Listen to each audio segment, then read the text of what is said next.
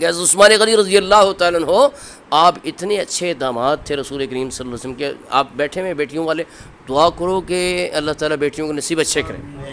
اچھا ہوتا کیا ہے بعض اوقات اللہ نہ کرے داماد اچھا نہیں نکلتا, بندہ کہتا یار لوگ اچھے نہیں نکلے, ان کو ہم اپنی بیٹی نہ ہی دیتے تو اچھا تھا ہے. لیکن حضرت عثمان غنی جب حضور کی دوسری صاحبزادی بھی فوت ہو گئیں, اب صاحبزادی 4 ہی صاحبزادیاں تھیں سرکار کی. کتنی صاحبزادیاں تھیں؟ 4.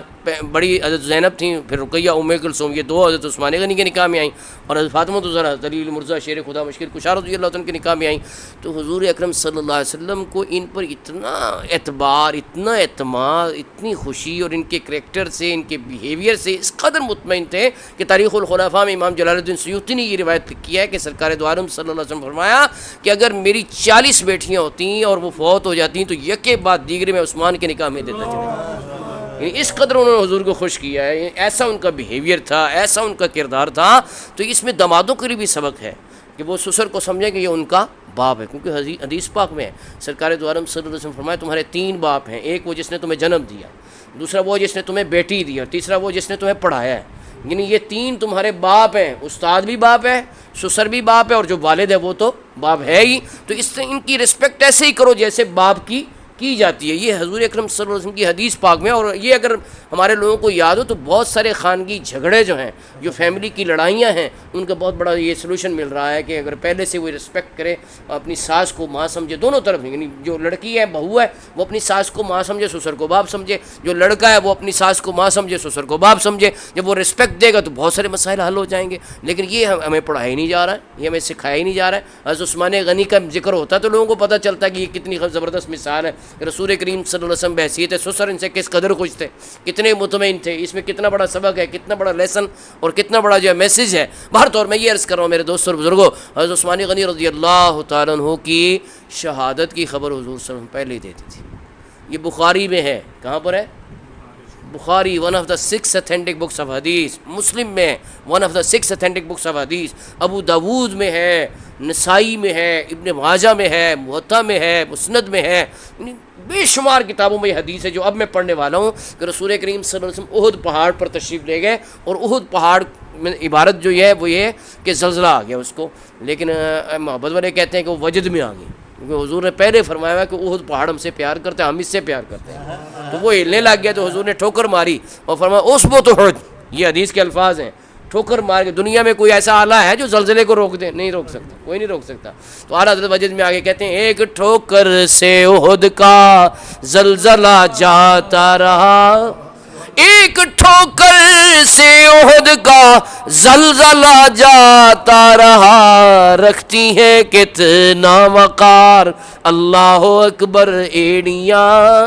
حضور کی ایڑیاں کتنا مقام رکھتی ہیں کہ آپ نے ٹھوکر ماری اور فرمایا اثبت احد فانما علیک نبی و صدیق و شہیدان, کہ احد ٹھہر جا, تجھ پر ایک نبی ہے, ایک صدیق ہے, اور 2 شہید ہیں. نبی آپ سرکار خود تھے, صدیق حضرت ابو بکر تھے, اور 2 شہید کون تھے؟ حضرت عمر اور حضرت عثمان.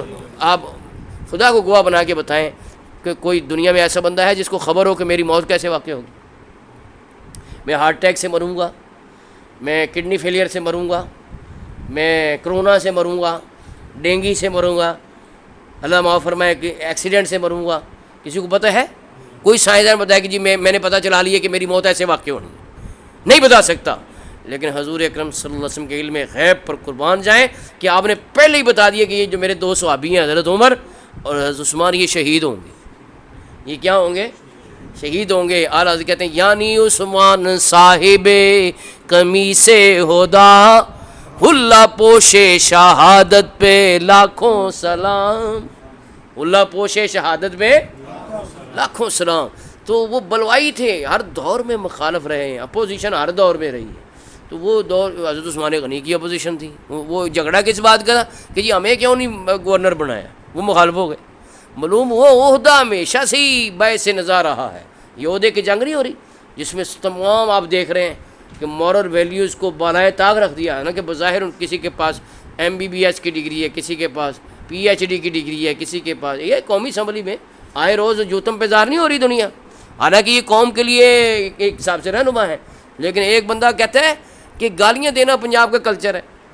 استغفر اللہ, توبہ توبہ. پنجاب کا کلچر تو بابا فرید بابا فرید کا کلام ہے، پنجاب کا کلچر تو بابا بلے شاہ کا کلام ہے، پنجاب کا کلچر تو وارث شاہ کا کلام ہے۔ یہ کون اٹھائے جو کہتے ہیں گالیاں دینا پنجاب کا کلچر؟ یہ تو نہیں پنجاب کی تعریف کی۔ اتنے لٹریٹ لوگ ہیں، اتنے جاہل، اتنے ناخواندہ، اتنے کم علم کم فہم لوگ ہم لوگ منتخب کر کے اسمبلیز میں بھیج دیتے ہیں، جن کو نہ بات کرنے کا طریقہ آتا ہے، نہ گفتگو کا سلیقہ آتا ہے، نہ جو کچھ پاس ہوتا ہے وہ پڑھتے ہیں کہ کیا ہے، اتنے لٹریٹ لوگ ہیں۔ بہرحال میں نے ایک اشارہ کیا، کہنے کا مقصد یہ ہے کہ میرے دوستوں اور بزرگوں، کہنے کے مقصد یہ کہ حضرت عثمان غنی رضی اللہ تعالیٰ عنہ آپ کے جو مخالف تھے، جنہوں نے آپ کے گھر کا محاصرہ کیا، تو جھگڑا کیا تھا کہ ہمیں مصر کا گورنر لگاؤ، ہمیں کیوں نہیں لگائے؟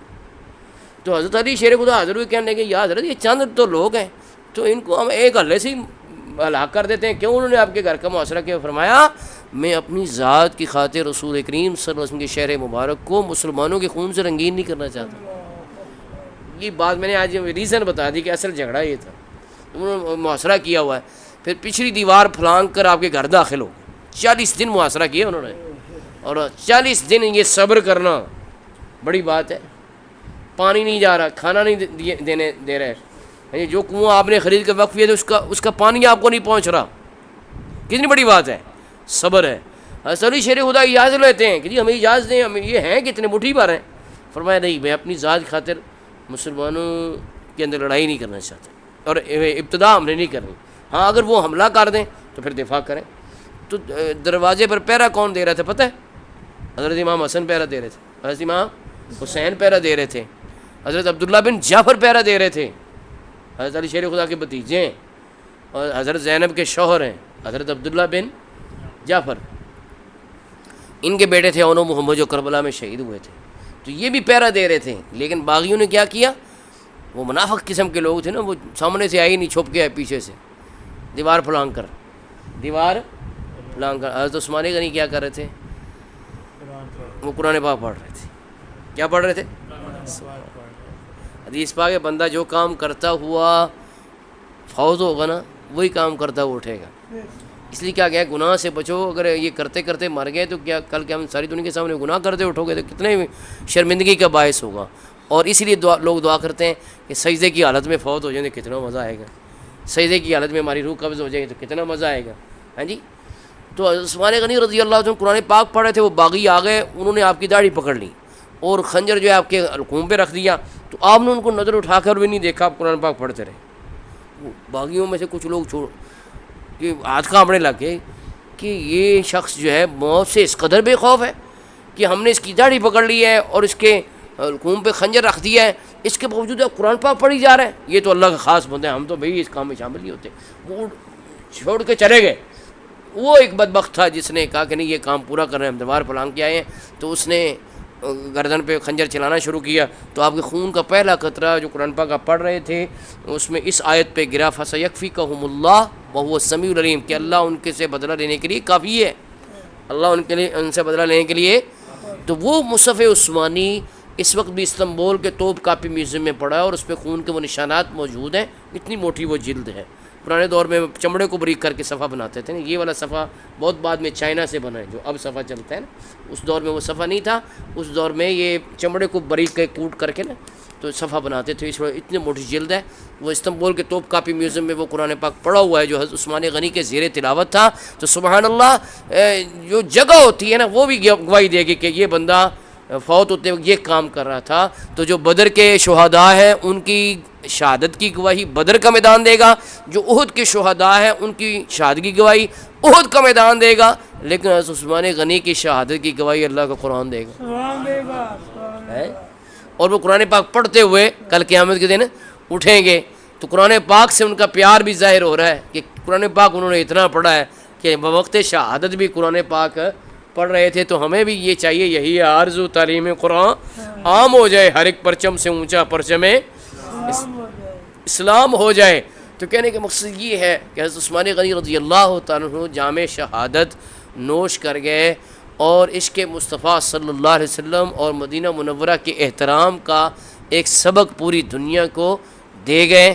تو اللہ تبارک و تعالیٰ سے میں دعا کرتا ہوں کہ انہیں اسلام و مسلمین کی جانب سے بہترین جزا عطا فرمائے، اور ان کے نقش قدم پہ چلتے ہوئے ہمیں بھی راہ خدا میں خرچ کرنے کی توفیق مرحمت فرمائے۔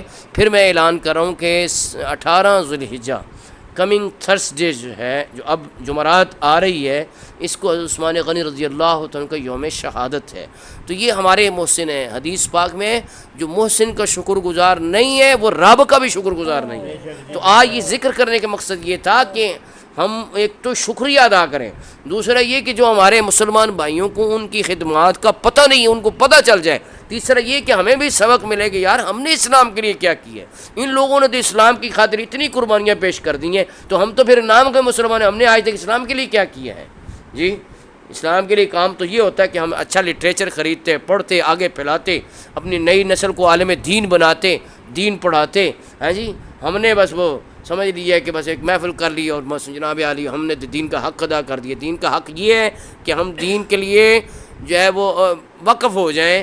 کہنے والا کہتا ہے میری زندگی کا مقصد تیرے دین کی سرفرازی، میری زندگی کا مقصد تیرے دین کی سرفرازی، میں اسی لیے مسلمان، میں اسی لیے نمازی، میں اسی لیے مسلمان، میں اسی لیے نمازی۔ مسلمان کی زندگی بے مقصد نہیں ہے، وہ بڑی با مقصد ہے، اس کا بڑا زبردست آبجیکٹو ہے کہ اللہ کے نیک بندے بننا ہے، سچا عشق رسول بننا ہے، اور یہ عشق رسول کو کریا کریا، کوچا کوچا، نگر نگر اور شہر شہر پھیلانا ہے۔ اللہ تعالی ہمیں اس مقصد میں کامیابی عطا فرمائے۔ وآخر دعوانا ان الحمد للہ رب العالمین۔